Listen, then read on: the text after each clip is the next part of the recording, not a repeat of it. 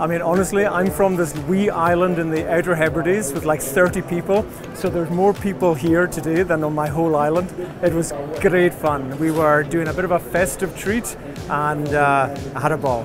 I think a big part of this, of course, is just the collaboration between the different parts of the industry, and the creative aspect here has been so inspiring.